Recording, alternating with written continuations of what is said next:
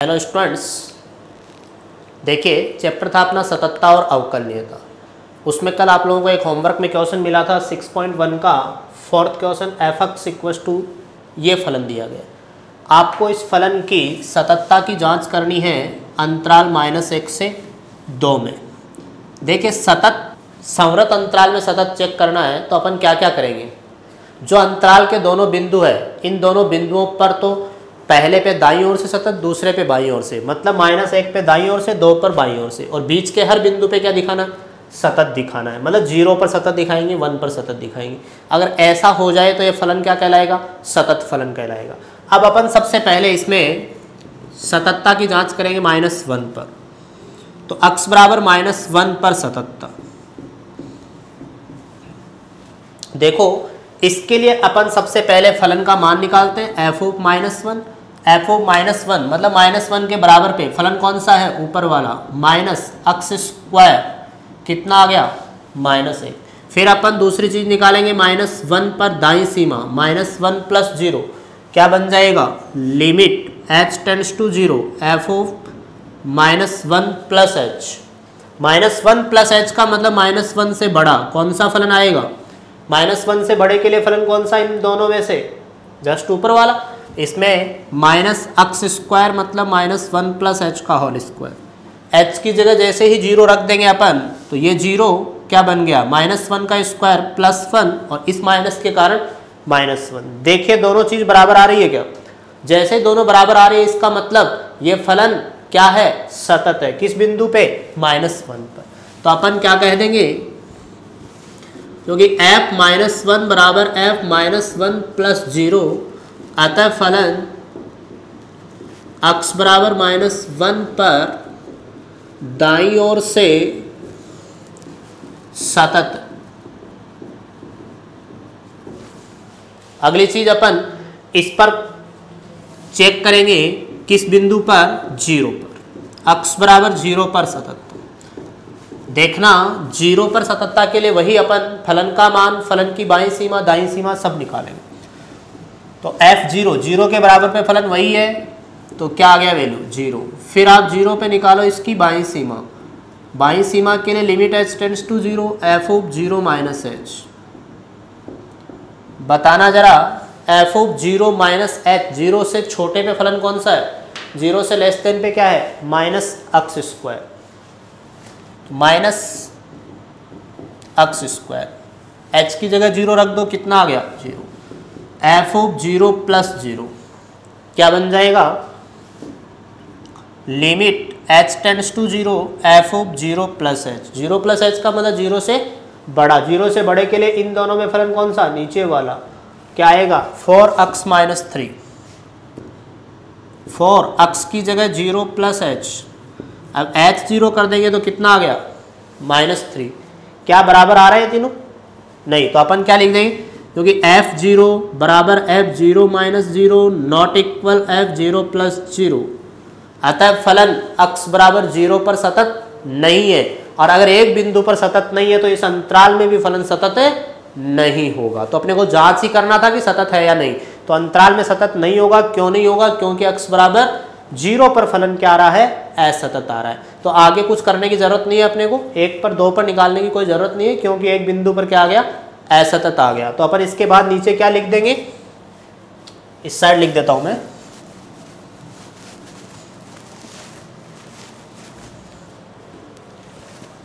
अतः x बराबर 0 पर फलन असतत।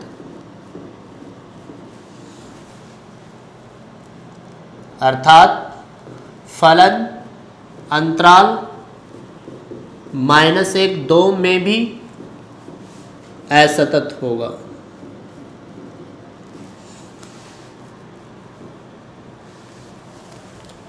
तो ये हो गया अपना सततता की जांच।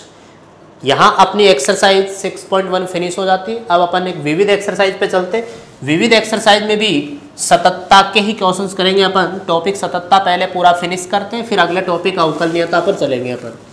तो सततता टॉपिक विविध एक्सरसाइज में बात करते हैं। देखना विविध एक्सरसाइज में 1 से 4 क्वेश्चन अपन ने कर लिए थे।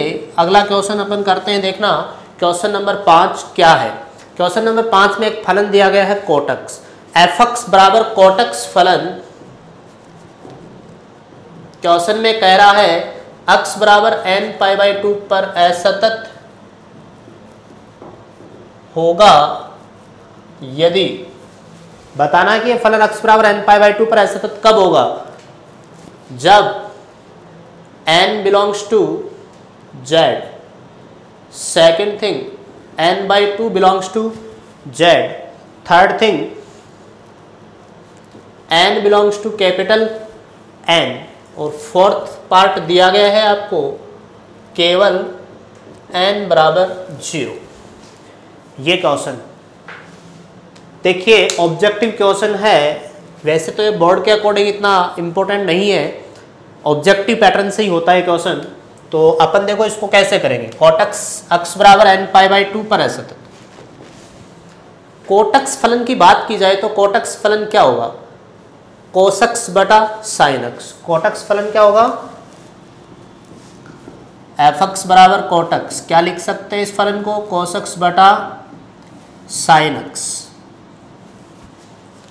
बताइए जरा cos x बटा sin x फलन जब sin x का मान 0 होगा उस टाइम पे ये परिभाषित रहेगा क्या, कोटक्स फलन cos x बटा sin x बराबर 0 पर अपरिभाषित होगा। इसका मतलब जब sin x का मान 0 तो फलन अपरिभाषित है, अर्थात फलन सतत भी नहीं होगा, अर्थात फलन असतत होगा। इसका मतलब जब x बराबर पाई का गुणज, क्योंकि साइन थीटा 0 कब होता है, पाई की हर गुणज पे, हर गुणज का मतलब n पाई लेते थे अपन, उस n पाई को मैं यहाँ n1 पाई कह देता हूँ। ये चीज कुछ भी हो सकती है, बस ये बिलोंग्स टू z होगा। ये n1 लेने का रीजन क्या वो भी समझाऊंगा मैं तुम्हें। अर्थात जब x बराबर n1 पाई तो फलन असतत होगा। ये n1 क्यों लिया मैंने, क्योंकि n तो क्वेश्चन में कह रखा था कि n π/2 पर असतत है, मतलब क्वेश्चन के अकॉर्डिंग ये फलन n π/2 पर असतत है, जबकि अपने अकॉर्डिंग ये फलन n1 पाई पर असतत है। तो अपन लिखेंगे क्या, प्रश्नानुसार फलन x बराबर n π/2 पर असतत है, और अपने अकॉर्डिंग क्या रहा है n1 पाई पे। इसका मतलब ये n1 का मान क्या बने n/2, मतलब जब n/2 क्या बन जाए n1 तो फलन असतत हो जाएगा।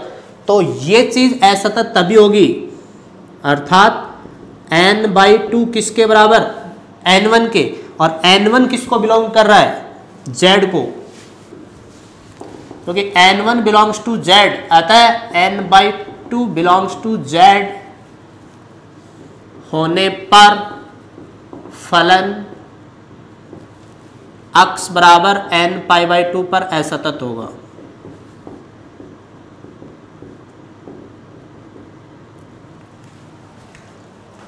इसका मतलब ऑप्शन कौन सा आ गया अपने पास, सेकंड, ये ऑप्शन रहेगा। तो n/2 बिलोंग्स टू z जब रहेगा तो अपन कह सकते हैं कि कोटक्स फलन x बराबर n π/2 पर क्या होगा, असतत होगा। क्लियर बात। तो इस अकॉर्डिंग करना है, थोड़ा थ्योरी का क्वेश्चन था, अच्छे से समझ लेना। नेक्स्ट क्वेश्चन, 1 से 5 के बाद 6 से 10 के क्वेश्चन जो विविध में है वो अवकलनीयता के, 6 से 10 के जो क्वेश्चन है विविध में वो अवकलनीयता के, वो अपन अवकलनीयता पढ़ेंगे तब करेंगे। नेक्स्ट क्वेश्चन की बात करते हैं अपन, क्वेश्चन नंबर 11 क्या दिया गया है, f(x) बराबर mod sin x plus mod cos x plus mod x for all x belongs to R के लिए सातत्य की जांच कीजिए। तो सातत्य की जांच करनी है अपने को, क्या करेंगे, यहां देखना एक रूल काम में आएगा। सततता का एक रूल और है अपने पास, क्या, सततता के अंदर कभी भी अगर दो या दो से ज्यादा फलन सतत हैं तो उन फलनों का योग, अंतर, गुणन, भाग और संयुक्त फलन भी सतत होता है। मतलब क्या इस चीज का, सुनना इधर, कि अगर एफ जी सतत है, दो ही फलन बताए मैंने, दो से ज्यादा भी हो सकते हैं, तो एफ प्लस जी इनको जोड़ लो, घटा लो, गुणा कर लो इनको, चाहे इनको भाग कर दो, बस भाग में ध्यान रखना ये जी कभी जीरो नहीं हो सकता, और इनका संयोजन कर दो, संयुक्त फलन कर दो, एफ ओ जी, ये सब के सब क्या होंगे, सतत होंगे। तो एफ प्लस जी, एफ माइनस जी, एफ इंटू जी, एफ अपॉन जी, एफ ओ जी सतत होंगे कब, जब ये दोनों फलन क्या हो, सतत। अब ये लॉजिक अपन इस क्वेश्चन में अप्लाई करेंगे, कैसे, सुनना। देखो यहां अपने पास तीन तरह के फलन दिखाई दे रहे हैं तुम्हें, एक साइन अक्स, एक कॉस अक्स और एक मॉड अक्स। साइन अक्स फलन का तुम्हें थोड़ा ग्राफ ध्यान रहे तो बताना जरा, साइन अक्स फलन जब भी स्टार्ट हो जाता है उसके बाद कभी बीच में रुकता है क्या, कंटिन्यू अनंत तक जाता है। इस साइड भी आप देखोगे तो अनंत तक, कहीं भी किसी भी पॉइंट पे बीच में ब्रेक होगा क्या, अगर ग्राफ नहीं टूटेगा इसका मतलब ये कैसा फलन है, सतत। सिमिलरली कॉस अक्स की बात करें तो कॉस अक्स स्टार्ट ऊपर से होना है, बाकी तो ग्राफ तो टूटेगा नहीं ना उसका भी, तो सेम तरीके से कॉस अक्स भी कैसा फलन है, सतत फलन। तीसरे फलन मॉड अक्स की बात करना, मॉड अक्स का ग्राफ ऐसा वी शेप में ग्राफ रहता है, क्या ये फलन भी कहीं टूटता है क्या, मॉड अक्स का ग्राफ भी नहीं टूटता, इसका मतलब मॉड अक्स फलन भी कैसा है, सतत फलन। तो इन तीनों ग्राफिकल पोर्शन से अपन ऑलरेडी अंडरस्टूड है, अपन ये बात जानते हैं कि साइन अक्स, कॉस अक्स और मॉड अक्स तीनों के तीनों फलन क्या है, सतत फलन है। देखो तीनों फलन सतत है, कौन कौन, साइन अक्स, कॉस अक्स, मॉड अक्स। तो लिख देंगे अपन, क्योंकि साइन अक्स, कॉस अक्स मापांक अक्स, फलन अक्स बिलोंग्स टू आर के लिए सतत फलन है। आता है, अगर ये फलन सतत है तो इनका संयोजन मॉड साइन अक्स, मॉड कॉस अक्स भी अक्स बिलोंग्स टू आर के लिए क्या होगा, सतत होगा। क्योंकि रीजन क्या है, रीजन सुनो, दो फलनों का, क्योंकि दो सतत फलनों का संयोजन भी सतत होता है।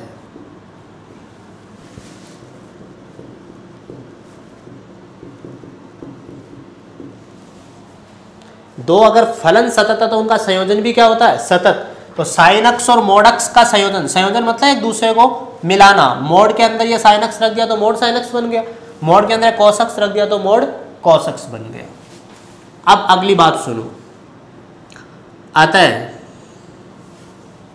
अब अपन आगे की स्टेप में क्या बताएंगे, अब मॉड साइन अक्स प्लस मॉड कॉस अक्स प्लस मॉड अक्स भी अक्स बिलोंग्स टू आर के लिए सतत होगा। कारण, इसका कारण क्या लिखेंगे, क्योंकि तीन सतत फलनों का योग भी सतत होता है। तो तीन की जगह पर लिख देते हैं क्योंकि दो या दो से अधिक सतत फलनों का योग भी सतत होता है। अर्थात एफ एक्स अक्स बिलोंग्स टू आर के लिए सतत होगा। इस तरह से करना आप लोगों को। तो ये रहेगा, इस अकॉर्डिंग पूरा थ्योरी का क्वेश्चन है। ये सारा थ्योरेटिकली लिखना मामला। संयोजन सतत होगा तो ये सतत हो गए, फिर इनका योग सतत हो जाएगा क्योंकि फलन सतत थे। ठीक है, अब देखिए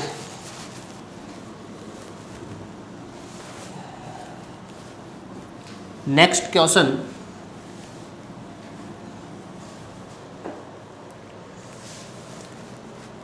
क्वेश्चन नंबर 12 है विविध में, फलन दिया गया है एफ एक्स बराबर साइन एम प्लस 1x